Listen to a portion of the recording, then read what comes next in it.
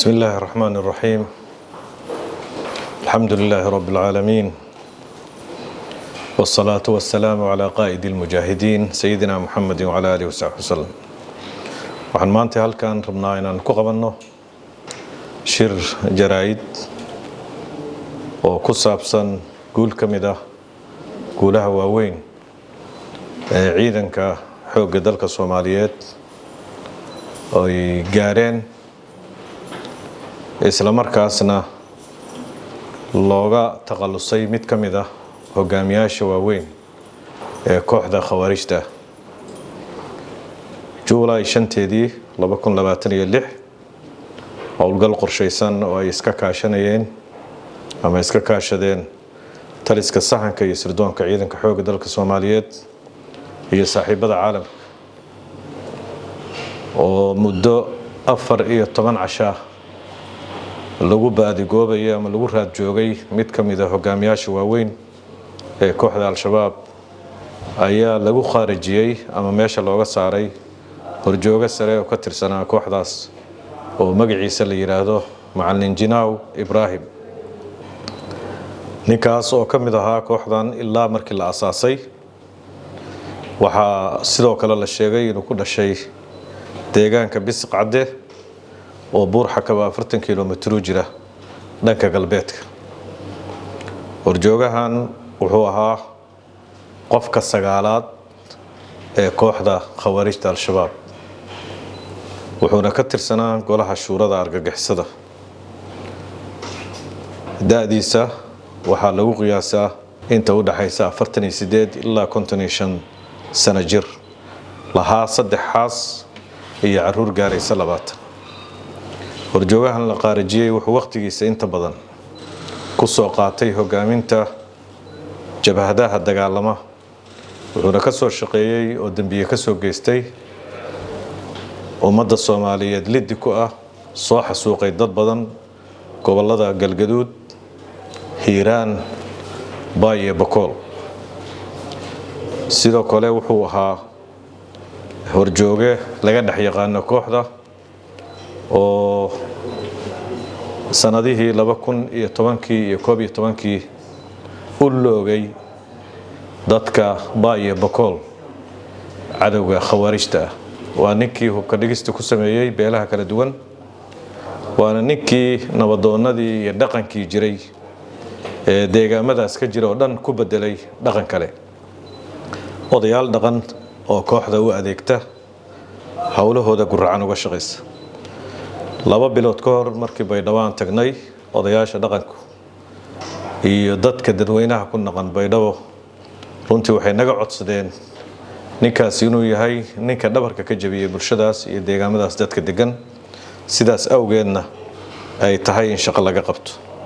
haddaba iyadoo talooyinka iyo codsiga odayaashaas la fulinayo ayaa waxaa taliska sahanka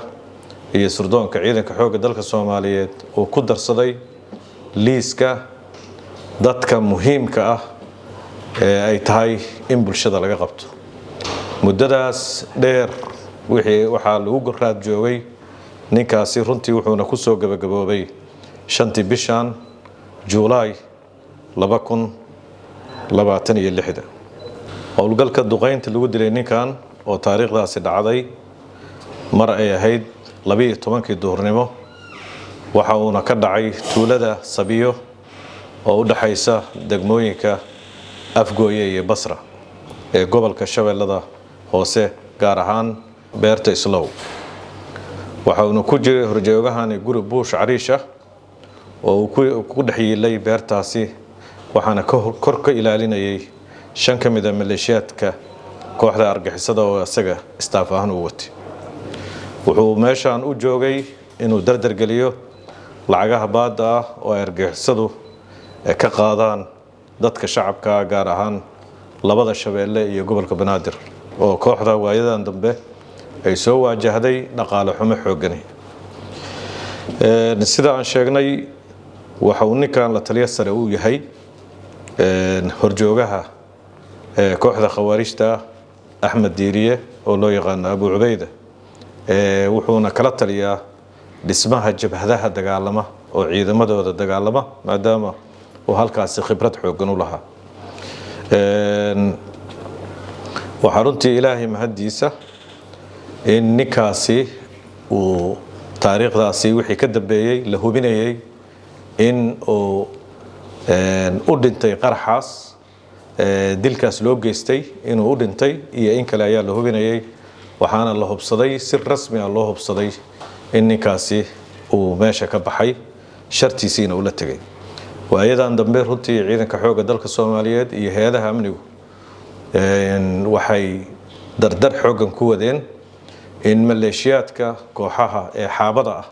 maadaama furimaha hore lagala diriro in kuwa gadaal isku dhigaya ee madaxdoodana aysan ku nabadgelin godadka iyo meelaha sarsare ay ku jiraan waxaana sanadkii la soo dhaafay la xasuustaa in horjoogayaal waaweyn oo ka mid ahaa injineerkii weynaa ee qaraxyada injineer Ismaaciil nin kale oo Macallin Cusmaan la yiraahdo oo asaga dhaawac culus gacmihii ka go'een iyo ninkii madaxii zakawaadka kooxda khawaarijta in sanadkii hore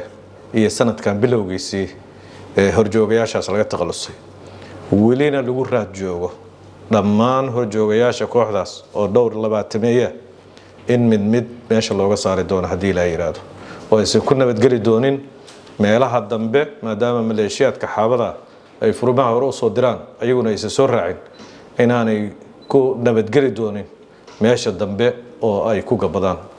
waxaan runtii rabnaa inaan ammaano shaqada fiican ee kooxaha ciidanka xoogga dalka iyo ciidamada ammaanka oo dhan oo hay'addan mas'uuliyadda ay ka tirsan tahay iyo saaxiibada caalamka ee la shaqeeya shaqada wanaagsan oo la wado oo runtii lagu beegsanayo kooxahaas horjoogayaashaasoo runtii lumiyay dadka Soomaaliyeedna dhibaato badan ku haya koox ilmihii yaryar oo laga soo xaday waalidkood oo la soo duufsadana furimaha hore u adeegsada oo cid cadaalad hor keentay hadda ka horna aysan jirin kooxahaasi waxaan runtii ku faraxsanahay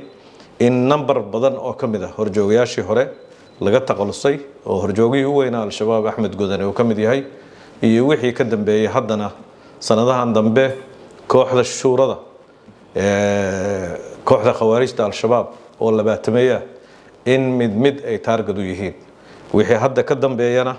aysan suurtagal noqonayn in ciyaalka yaryarka kaliya lagu diriro furimaha hore ay ayagu noqon doonaan kuwa ka horeeya waxa runtii ninkaasi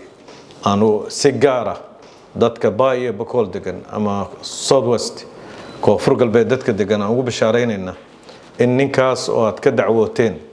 dhibaato badan u geystay nabadoonadii deegaankaas la yaqaanay oo sharafta lahaa mid u bedelay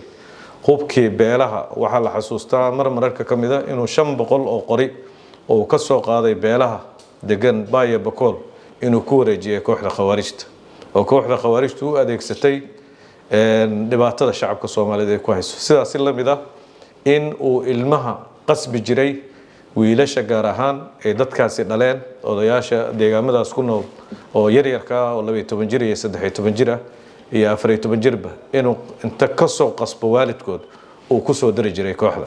ninkaas oo codsateen